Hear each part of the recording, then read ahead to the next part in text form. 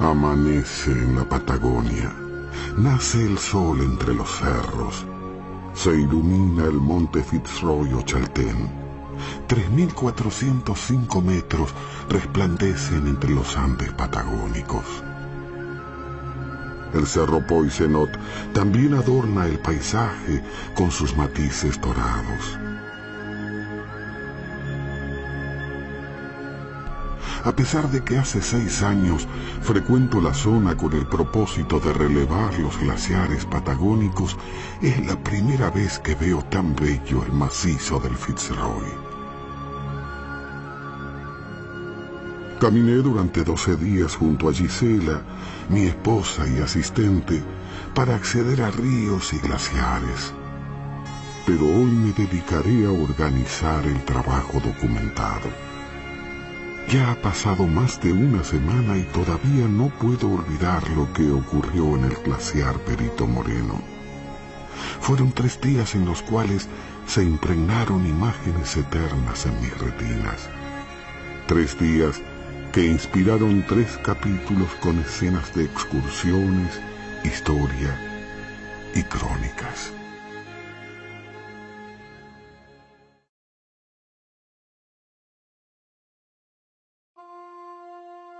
Luego de la ruptura, miles de bloques de hielo quedaron esparcidos en el canal de los témpanos.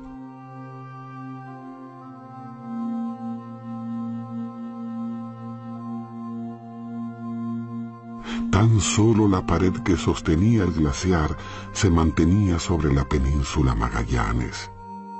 Ya no estaba aquello que nos había cautivado durante 3 días, pero el glaciar Perito Moreno continuaba en su lecho helado, regalando belleza a la fría tarde de aquel 14 de marzo. La tranquilidad y la quietud reinaban en el frente de hielo. Unos minutos antes, miles de turistas se encontraban aguardando aquel instante para el que hubo que esperar 16 años, tiempo en el que se gestó la gran función en la Patagonia Austral. Las pasarelas quedaron desiertas. Muchos se retiraron del anfiteatro de bosque y hielo. Pero no todo había terminado. El nivel del Brazo Rico continuó descendiendo. El agua, que antes estuvo retenida por el hielo, escapó libremente hacia el resto de la cuenca del lago argentino. En todo sistema natural, un hecho puede tener sus consecuencias a varios kilómetros de distancia. Esto se advirtió al día siguiente en la laguna Nimes, ubicada a 80 kilómetros del glaciar, en las inmediaciones de la localidad del Calafate. Los pastizales y sectores bajos quedaron inundados. Se presentó un repentino ascenso para las comunidades de la laguna. Predominaban los Anatidae, familia de aves que reúne a los cauquenes, patos y cisnes. Sin embargo, no se encontraban los flamencos que se podían observar en años anteriores. Los cauquenes solían mantenerse en el sector más alto y de pastizales. En los canales linderos a la laguna deambulaban los patos. Lo hacían en grupos, a veces numerosos o en parejas. Las gallaretas, pertenecientes al género Fulica, parloteaban entre los pastos mientras buscaban alimento. Los cisnes se mantenían junto a sus crías mientras nadaban en los sectores más profundos. Los de cuello negro o Simius melancorifus a veces pasaban cerca de sus parientes, los esbeltos coscorobas, los que solían nadar en románticas parejas. En la laguna, que se había convertido en lago, algunas aves debían esforzarse un poco más para obtener su alimento, pero otras se reunían para practicar simpáticas danzas acuáticas. Luego de visitar la laguna, partimos a relevar el río Santa Cruz. A través de su cauce desagua toda la cuenca del Parque Nacional Los Glaciares y la del Río de las Vueltas. Su caudal suele oscilar entre 500 y 1000 metros cúbicos por segundo, pero en épocas de rupturas del Perito Moreno ha llegado a 2000 metros cúbicos por segundo. Impetuoso torrente que atraviesa la zona de llanos y mesetas para terminar en el Atlántico. En el área, cerca de Charlesfort, se encuentran colosales bloques erráticos que dan cuenta del poder que tuvieron los glaciares durante el Pleistoceno, época que comenzó hace 2 millones de años y finalizó hace 10.000. El nivel del lago argentino continuó ascendiendo.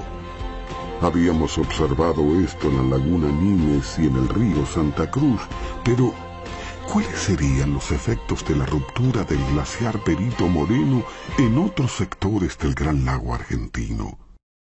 Para averiguar qué estaba sucediendo, partimos muy temprano. Compramos combustible con algunos ahorros y, gracias a las gestiones previas de la Casa de la Provincia de Santa Cruz y de la Dirección de Parques Nacionales, logramos obtener el permiso y los medios para las expediciones. Cuando llegamos a Puerto Bandera, se presentaron condiciones favorables para la navegación y el lago había ascendido 4,5 metros desde la ruptura. Aprovechamos el buen tiempo para realizar los preparativos. El objetivo era relevar el Seno de Mayo y el Canal de los Témpanos.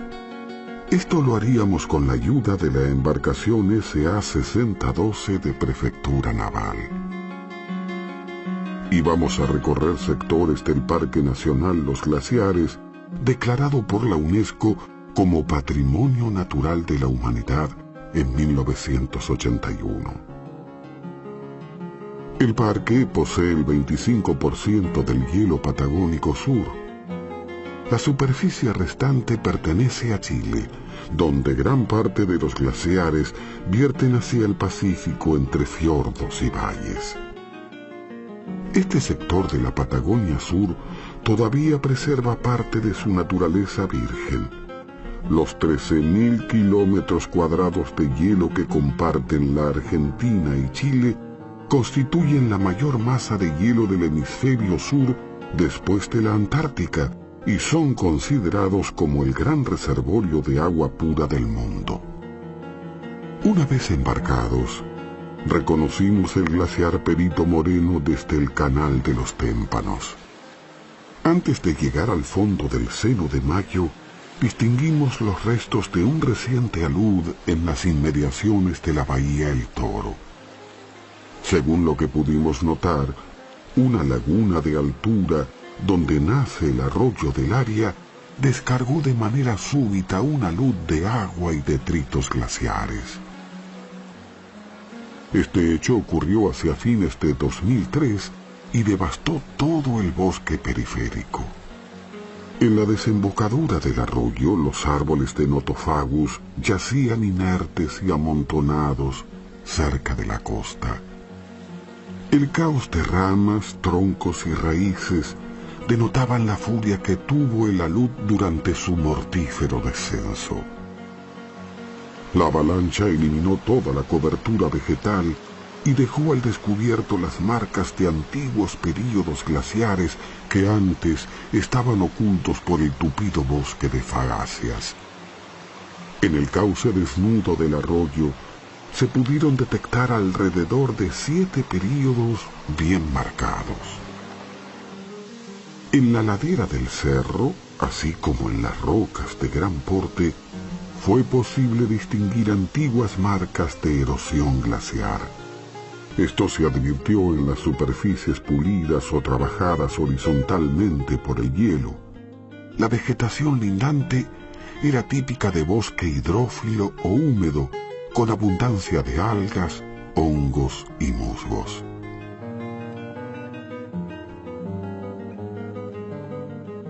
Luego dejamos la Bahía El Toro.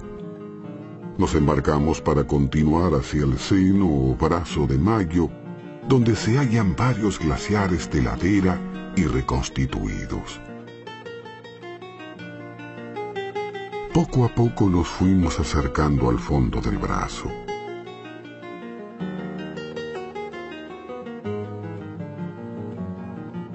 La ruptura del glaciar Perito Moreno no solo afectó la zona inferior del lago argentino, como es el caso de la laguna Nimes, sino también a sectores cuenca arriba. En las inmediaciones del retirado glaciar este del brazo de Mayo se vieron sus consecuencias. El nivel del agua había ascendido y favorecía un nutrido flujo de témpanos. La inundación nos facilitó el acceso al interior del brazo de Mayo. El paisaje había cambiado. Navegábamos sobre lo que antes era un delta de rocas y arroyos. A diferencia de las fotografías de Alberto de Agostini de principios del siglo XX, las costas no se veían y el glaciar de Mayo había disminuido su altura. Toda el área próxima al glaciar este del brazo de Mayo, también conocido como glaciar negro, estaba desbordada. El nombre del glaciar y del seno derivan de la primera denominación que realizó el Perito Moreno durante la expedición al lago argentino en 1877, al observar el cerro que llamó de Mayo en conmemoración de la gesta patriótica de 1810. Hacia mediados del siglo XX, las paredes del glaciar de Mayo superaban la cota donde hoy yacen bloques erráticos. Al comparar fotografías aéreas de 1970 con imágenes satelitales de 1997, se encontró que el frente que vierte al seno de Mayo disminuyó 740 metros. En las inmediaciones encontramos un olvidado totalizador, el cual era utilizado para medir la precipitación nibia del área. Varios de estos instrumentos y refugios fueron creados durante el siglo XX por el que fuera Instituto Nacional del Hielo Continental Patagónico. Ejemplo de esto es el refugio que descansa a los pies del humeante Cerro de Mayo. Los refugios fueron construidos para brindar amparo a los investigadores que se internasen en la zona de hielos patagónicos. A pesar de que han sido olvidados y desmantelados, todavía se encuentran documentos históricos referentes a investigadores y a sus fundadores. Luego nos embarcamos. Dejamos aquella porción de historia humana y natural, mientras en lo alto se descubrían las nieves eternas del Cerro de Mayo.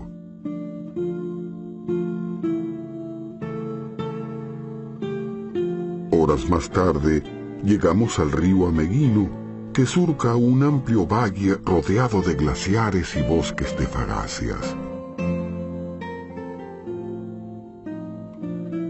El torrente nace detrás de las morrenas terminales o lomas que contienen un lago de reciente formación. En el fondo del valle apenas se distingue el glaciar que lleva el nombre de Carlos Ameguino, quien recorrió la Patagonia Austral en busca de fósiles para su hermano Florentino. El lago del glaciar Ameguino comenzó a formarse a partir de la década de 1970. Hasta entonces todo estaba cubierto por una extensa lengua de hielo que terminaba en una pequeña laguna, como se aprecia en las fotografías de Alberto de Agostini, tomadas en las primeras décadas del siglo XX. En los tiempos del explorador salesiano, el frente del glaciar lindaba con las morrenas terminales y su altura llegaba hasta los actuales bloques erráticos. En las fotografías IGM de 1947 se distinguen muy bien las características del frente glaciar y de las zonas periféricas.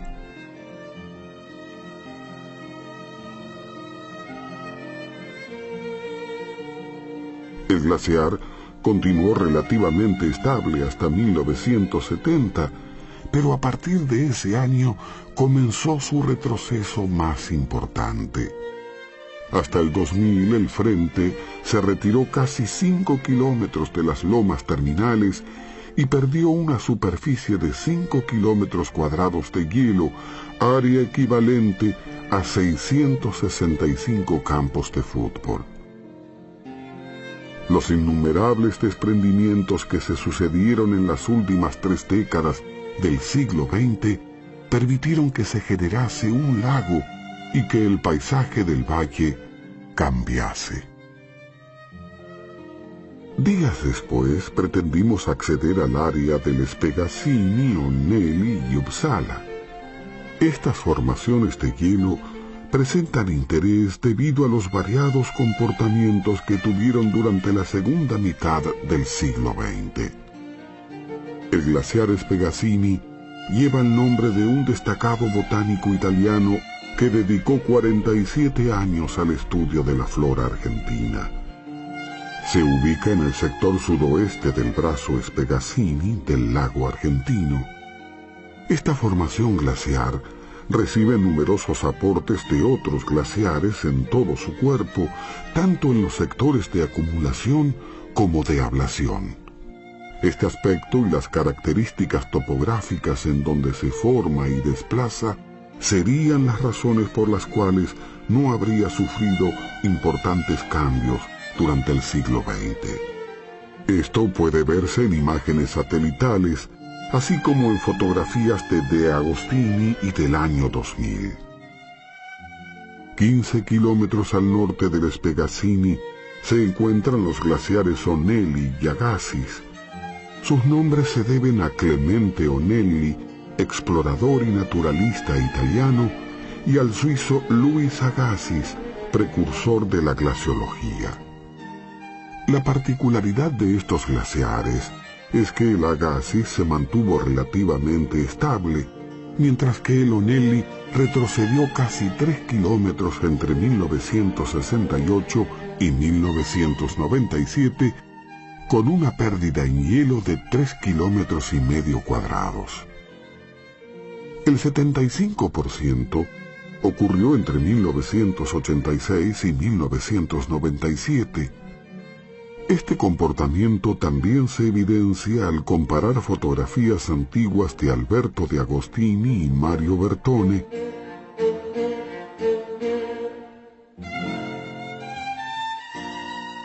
con otras del año 2000.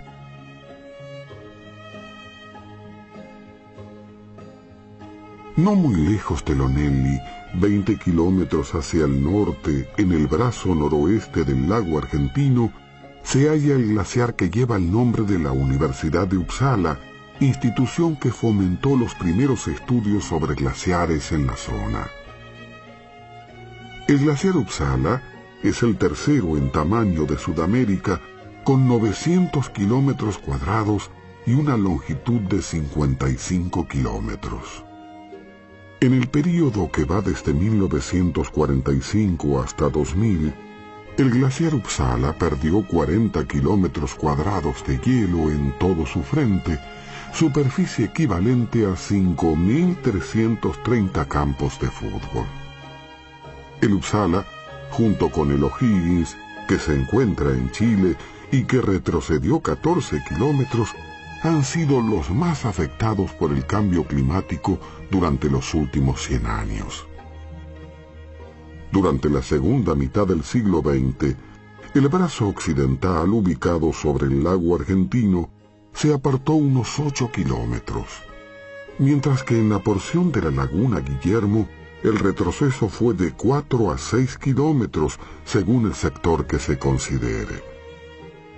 En 1972, el frente oriental del Uppsala cubría un amplio sector. Décadas más tarde, en el 2000, el mismo frente se había apartado 3,5 kilómetros. Este importante retroceso permitió que la laguna Guillermo incrementase su superficie en un 80%. Por la tarde, lamentablemente, el mal tiempo no nos permitió acceder al sector norte del lago argentino, pero al refugiarnos en una bahía escondida de la península Avellaneda, nos topamos con restos de un pasado humano que también desaparecía con el correr de los años. Según pobladores del Calafate, en el área funcionó un antiguo aserradero llamado Gobernador Gregores. Este fue abandonado, pero todavía se encuentra allí una casa de madera, algunas piezas metálicas y una vieja caldera, símbolos y testigos del hombre de principios del siglo XX.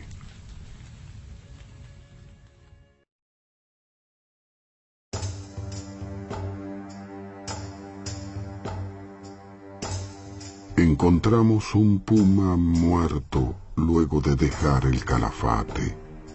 Este misterioso felino no pudo convivir con las exóticas ovejas que se crían en la región. Viajamos hacia el Chaltén a través de la estepa patagónica.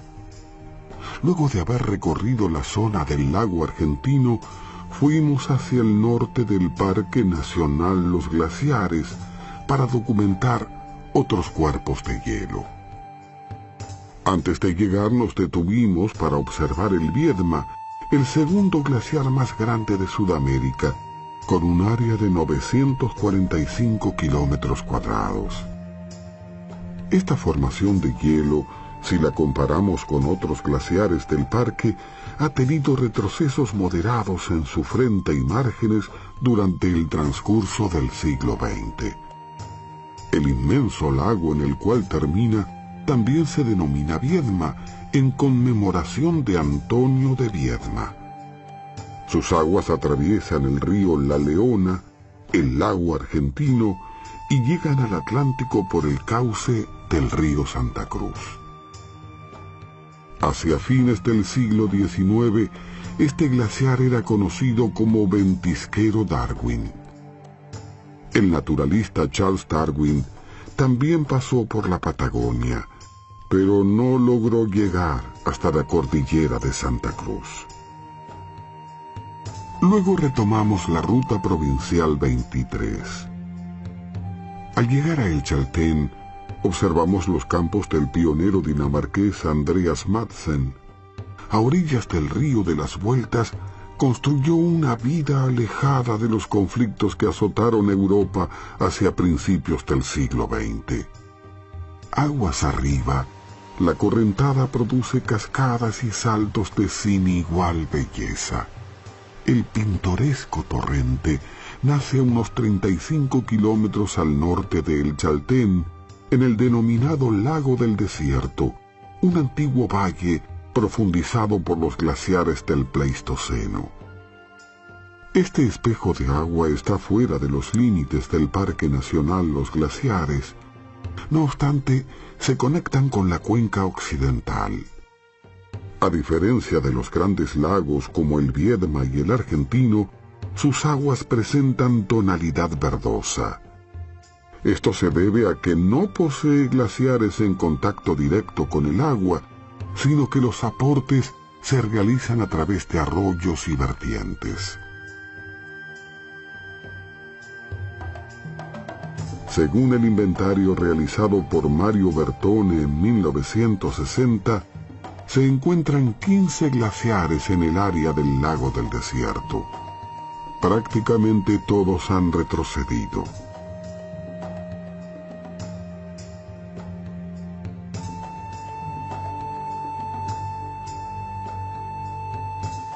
El glaciar Huemul es uno de los más bellos de la zona. En sus proximidades están los límites glaciarios demarcados por rocas y sedimentos. La topografía cordillerana permite que se generen condiciones ambientales particulares en la zona.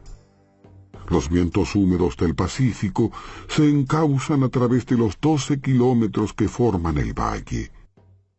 Estas características climáticas y geográficas permiten el desarrollo de bosques húmedos con troncos tapizados de musgos.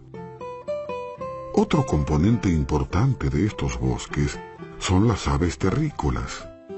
El Pteroptochos tarni, también llamado wet-wet, mide 24 centímetros y es difícil de ver en detalle.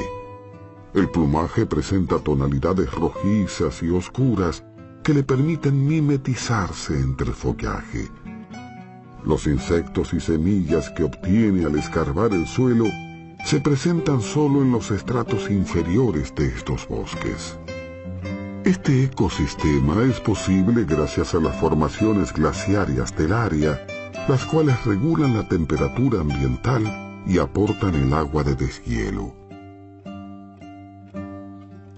Los siguientes 2 días recorrimos los valles de los ríos Eléctrico y Blanco, ubicados a unos 14 kilómetros de El Chaltén. Sus aguas tributan al río de las Vueltas. El río Eléctrico nace en área del glaciar Marconi y se encauza entre los cerros 30 Aniversario y Eléctrico. A través de este valle y del retirado glaciar es posible ingresar en los campos de hielo. El glaciar Marconi se apartó 1,5 kilómetros desde los tiempos de Alberto de Agostini. En sus fotografías, tomadas entre la tercera y cuarta década del siglo XX, el Marconi lindaba con el glaciar Gorra Blanca y llegaba hasta el lago Eléctrico.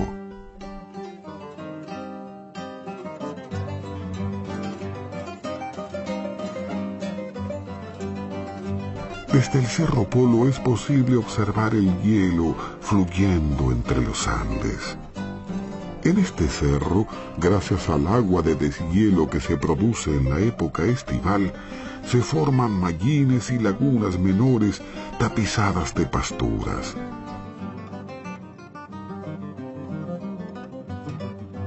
El glaciar Piedras Blancas se origina en este macizo.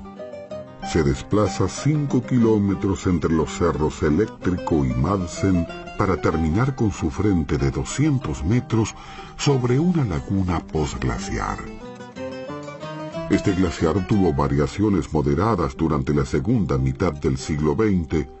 Esto se evidencia al observar el frente de hielo alejado de sus más recientes morrenas.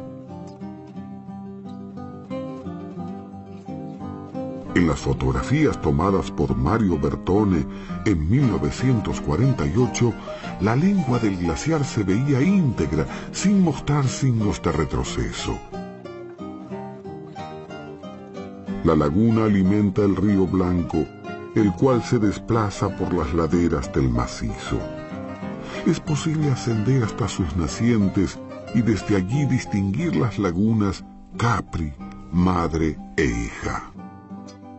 El río Blanco se origina por el agua de deshielo del glaciar que lleva el mismo nombre. Este se caracteriza por formar una pared de hielo casi vertical, la cual descansa sobre un precipicio que termina en la Laguna Sucia.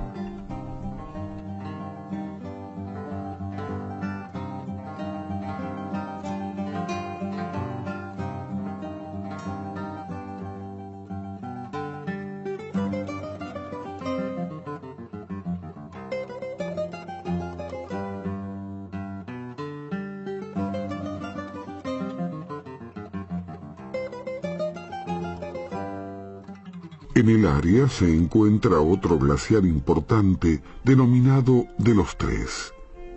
Este cuerpo de hielo, al igual que su vecino, el río Blanco, son glaciares de ladera debido a que se encuentran sobre una pendiente montañosa. El macizo del Fitzroy era confundido en el siglo XIX con un volcán al que llamaban Chaltén. Incluso los exploradores Francisco Pascasio Moreno y Ramón Lista fueron engañados por las frecuentes nubes que deambulaban en torno a su cúspide, así como por las cenizas que caían probablemente desde el volcán Lautaro. En la actualidad, el visitante, al acercarse a este sector de los Andes y dirigir su mirada hacia el Fitzroy, podrá comprobar el extraordinario juego que hacen las turbulentas nubes y percibir aquella antigua pero factible ilusión. El 23 de marzo partimos rumbo al glaciar Torre, ubicado a 9 kilómetros de la localidad de El Chaltén. Transitamos la senda que bordea el río Fitzroy, un caudaloso rápido que corre entre cerros y termina en el río de las Vueltas. Este, al igual que el Blanco y el Eléctrico, tiene su origen en una laguna posglaciar. Estas características le brindan una tonalidad lechosa o blanquecina, producto de los sedimentos que transporta. En lo alto de los cerros se pueden observar las improntas de los antiguos glaciares del Pleistoceno. En ellos ya no surcan los hielos, sino los arroyos que descienden por las laderas.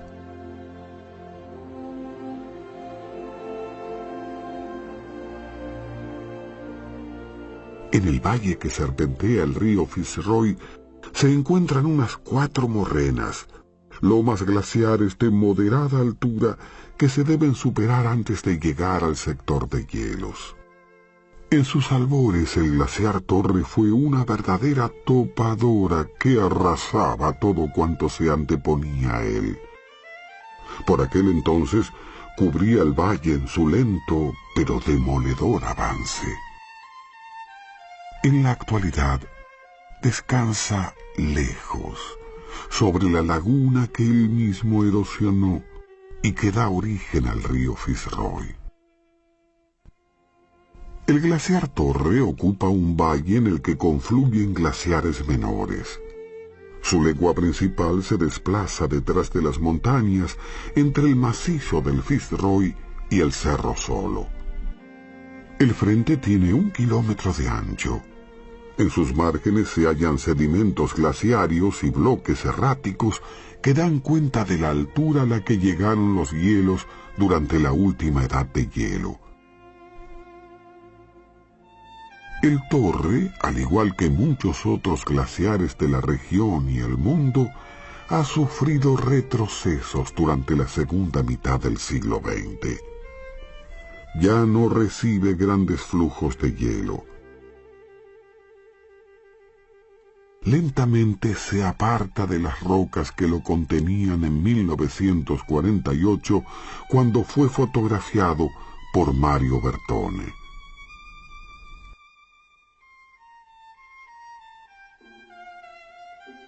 En los alrededores, la vegetación se adapta al clima y a la geografía. Predominan las fagáceas que en sitios favorables crecen hasta 30 metros de altura, pero aquí toman formas particulares. En los sectores más altos se vuelven achaparradas o enanas, y su altura no sobrepasa la rodilla de una persona. En las superficies con pendiente se observan individuos arrastrados. En estos casos el tronco adquiere una forma semejante a la letra L. Esto se debe al efecto de solifluxión ante el empuje que sufre el tallo por la acumulación y el deslizamiento de la nieve. El notro es otra especie que ha sabido adaptarse. En los valles alcanza entre 8 y 10 metros de altura, pero en estas laderas desarrolla pocos centímetros. Sin embargo, logra florecer para adornar los cerros patagónicos. A pocos metros suele crecer la chaura, un arbusto que produce bayas rojizas y carnosas. Todos los componentes del paisaje, desde los pequeños frutos hasta los anchos valles, fueron posibles gracias a los milenarios glaciares. La mayoría se encuentra en franco retroceso, pero hay uno, ubicado a 128 kilómetros al sur del Torre, que todavía resiste a su destino de agua y roca.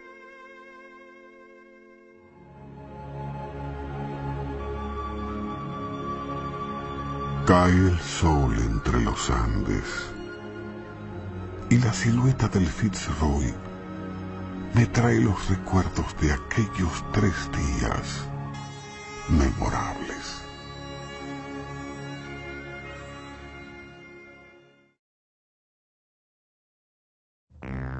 Viernes 12 de marzo. Habíamos partido desde la tumultuosa ciudad de Buenos Aires y no pensábamos encontrarnos con grandes sorpresas durante los siguientes días.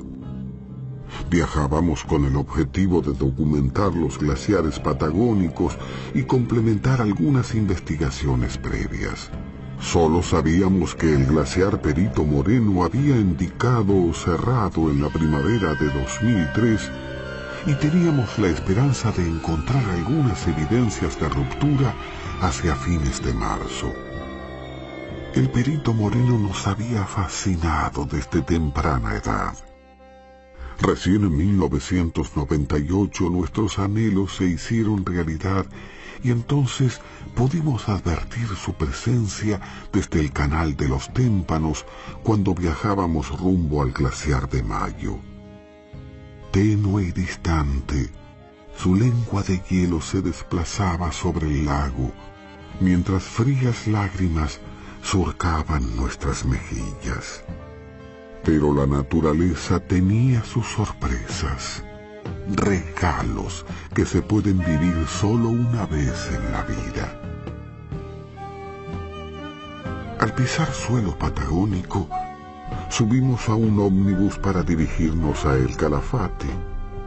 Fue entonces cuando los hechos comenzaron a desencadenarse. Estábamos sentados muy cerca del conductor cuando escuché que hacía mención sobre ruidos y filtraciones. Me dirigí hacia él para saber más en detalle. Mientras tomábamos unos mates, me especificó que se corría el rumor de que el glaciar Perito Moreno había comenzado su proceso de ruptura. Al llegar, nuestras ansias nos consumían. En la terminal no había muchas personas.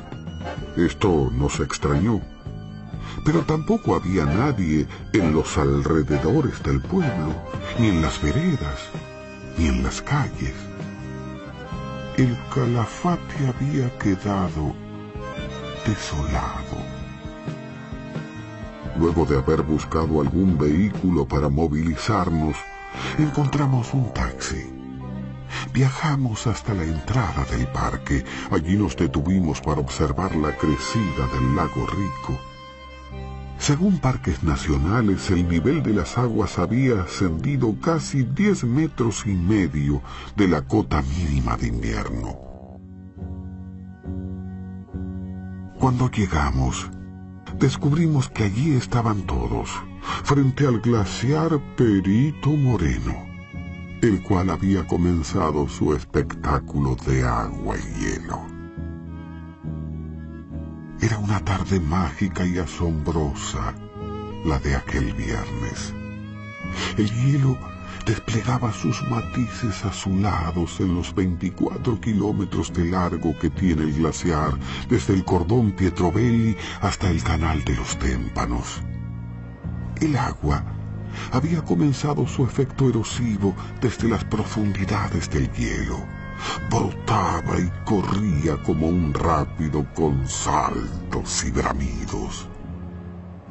El glaciar se veía muy distinto de como lo habíamos observado años atrás. En diciembre de 1998 y en enero de 2000, el frente de hielo no llegaba hasta la península Magallanes, se mantenía a 150 metros del frente rocoso en su posición más estable. El endicamiento anterior del glaciar había ocurrido en 1988, que resultó ser el 16º y último del siglo XX. Pero 16 años más tarde, un nuevo y admirable evento volvió a ocurrir sin haber dejado hasta ese momento evidencias de cómo y por qué el glaciar había avanzado. Los desprendimientos fueron intensos durante esa tarde y poco a poco el túnel de hielo fue adquiriendo mayores dimensiones.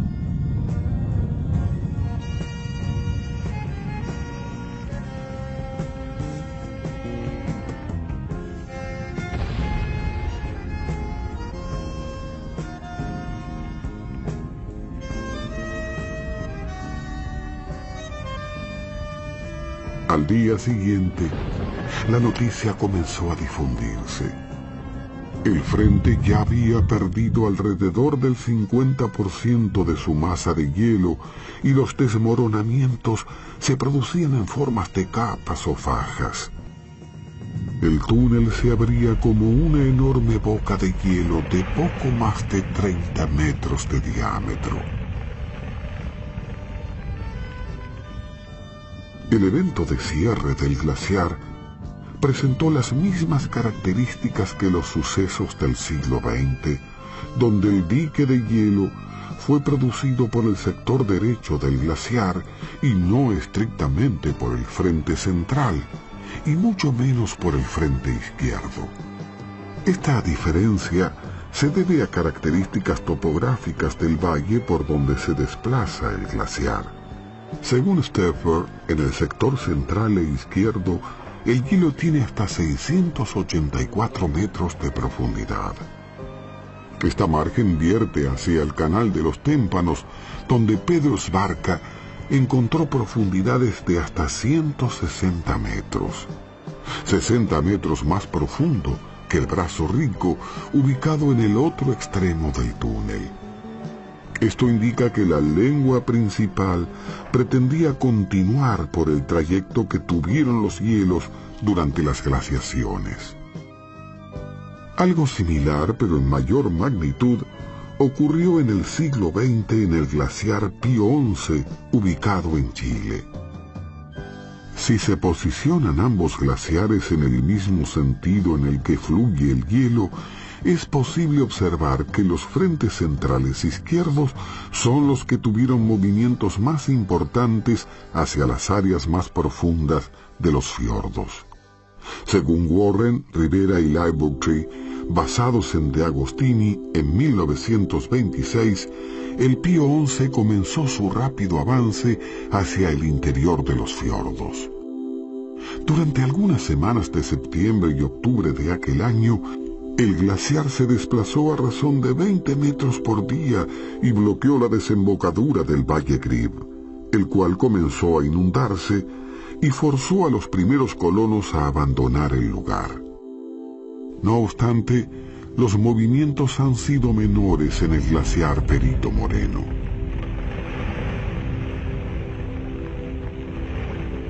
En el canal de los Témpanos tuvo un avance neto final de 250 metros durante la segunda mitad del siglo XX, mientras que el frente que vuelca al Brazo Rico tuvo oscilaciones temporales de variada magnitud y que habrían sido las responsables de los endicamientos sobre la península Magallanes. Ese día pude comprender algo de la dinámica del Perito Moreno, pero todavía no tenía indicios de cómo se desencadenaba el proceso de avance temporal que terminaba formando el dique de hielo. El frente se veía muy distinto de como lo habíamos observado en enero de 2000. El hielo volvía a pulir las rocas de la península y pretendía avanzar sobre el bosque que podría sucumbir ante la mole de hielo. Para documentar mejor el hecho, nos dirigimos hacia el frente sur del glaciar, lindante con el Brazo Rico, y que sería el responsable del hecho natural e histórico que estábamos presenciando. El puente de hielo todavía mantenía cierta estabilidad, aunque comenzaban a escucharse estruendos en su interior. Mi hermano Esteban había fotografiado el glaciar 3 días antes de que comenzase el proceso de ruptura. Desde el Brazo Rico observó un incipiente túnel que todavía no daba indicios de infiltración permanente. El suceso que desencadenó la ruptura fue el rápido ascenso del nivel del lago Rico, el cual originó una mayor presión sobre la pared de hielo. La sucesión de varios días cálidos y despejados durante las 2 primeras semanas de marzo habrían favorecido una crecida de 4,5 metros que comenzó a erosionar el dique de hielo, induciendo infiltraciones y desmoronamientos. Así transcurrió el sábado 13 de marzo, con derrumbes en ambos sectores del túnel, pero principalmente en el frente lindante con el Canal de los Témpanos. Poco a poco el hielo se fue transformando en caverna.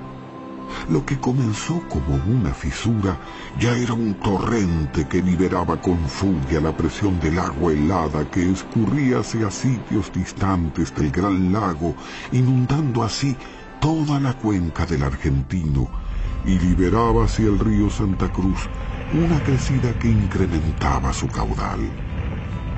Pero aún faltaba lo más importante, la ruptura del puente de hielo, y hallar alguna razón que explicase las oscilaciones del frente sur del glaciar, vinculado con el endincamiento sobre la península. Con el propósito de recabar más información, regresamos a El Calafate. Allí unos amigos nos facilitaron algunas fotografías antiguas y luego fuimos a la casa de Horacio Echevarría. Horacio nació en Santa Cruz en 1915 y vivió en la zona del Perito Moreno desde el primer año de vida. Nos pareció que sería conveniente visitarlo, ya que nos conocíamos desde 1998.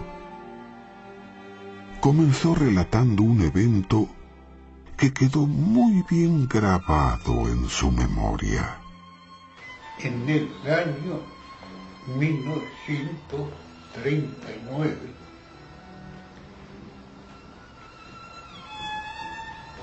nosotros empezamos a notar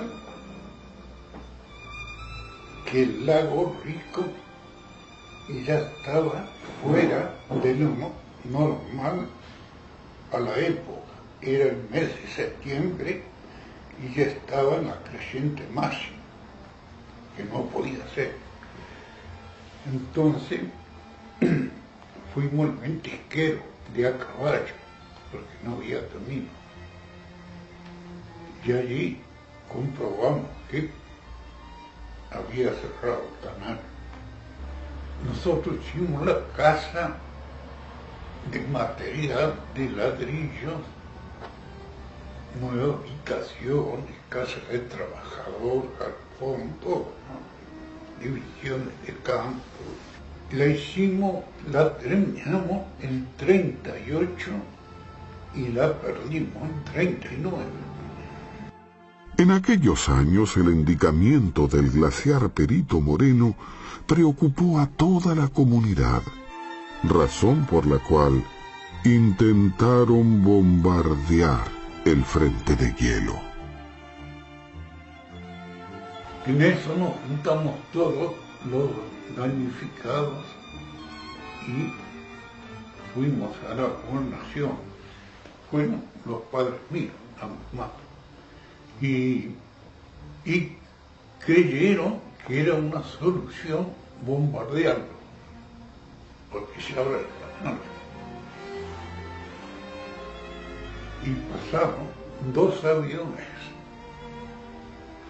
no recuerdo el día, fueron y bombardearon, y había un viento terrible, así que tuvieron que tomar mucha altura, no podían ir muy bajo, pero no le hizo nada. Después fuimos a ver y es como si a la mano le sacaron un pedacito de hielo.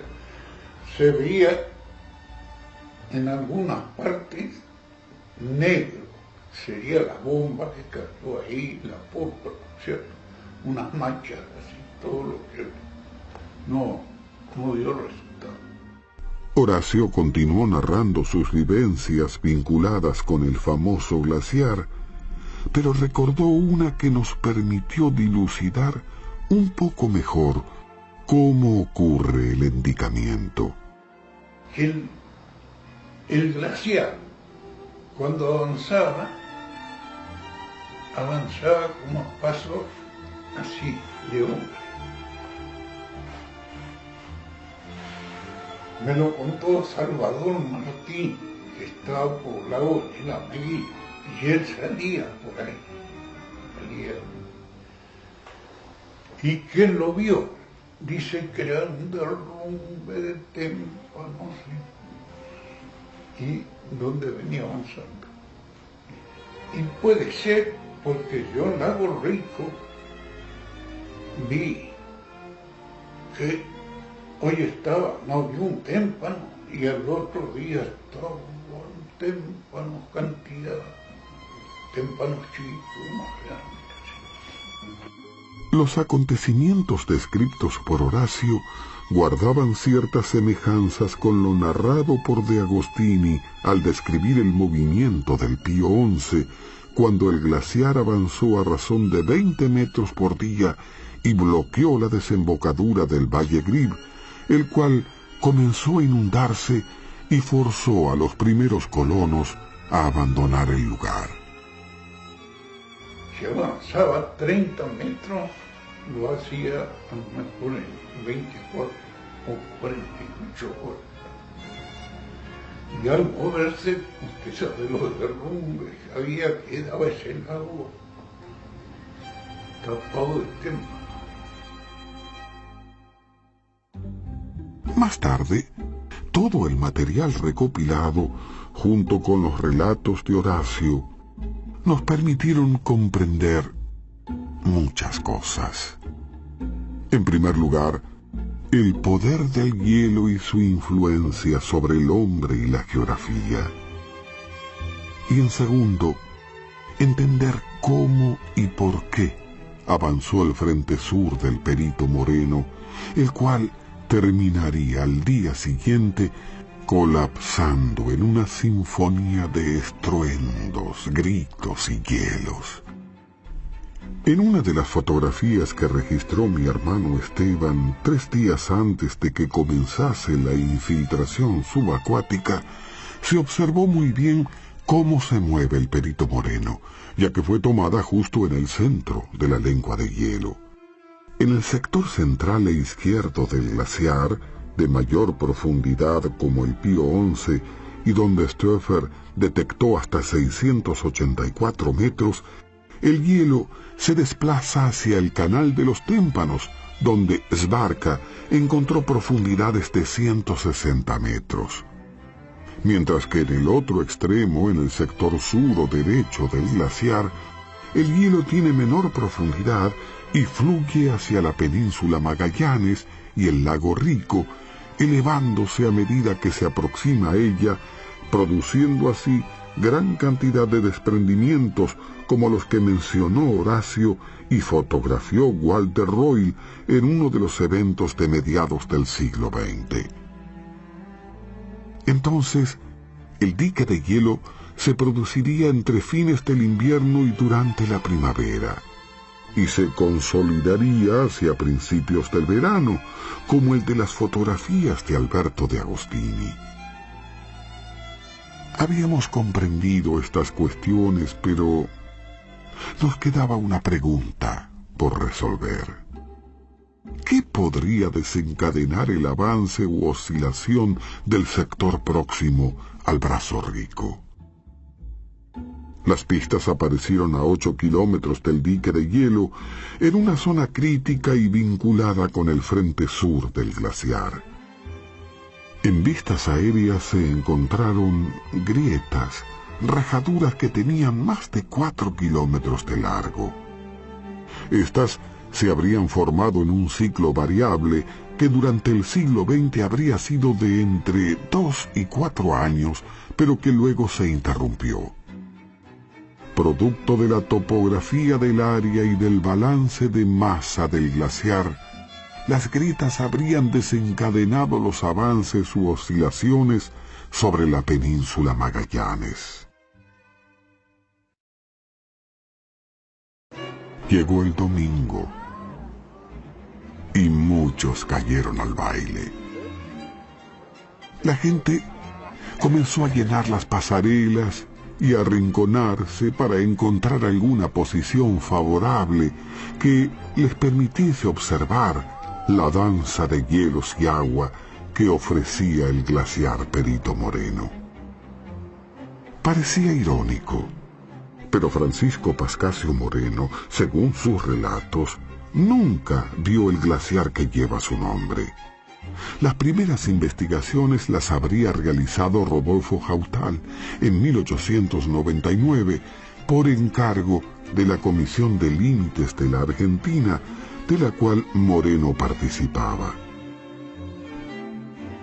Antes de las gestiones del Instituto Hidrográfico Argentino realizadas en 1899, el glaciar tenía el nombre de otro Francisco, el chileno Vidal Gormas, pero luego fue cambiado por el prusiano nombre de Bismarck. Cuando Jautal midió la distancia que había entre el frente del glaciar y la península, resultó que ésta era de 750 metros. Recién en 1917 se produjo el primer enticamiento.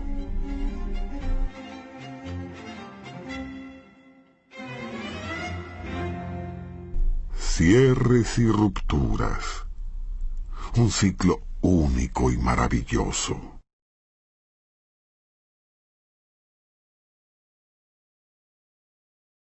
Caía la tarde y llegaba más y más gente para presenciar el gran evento final.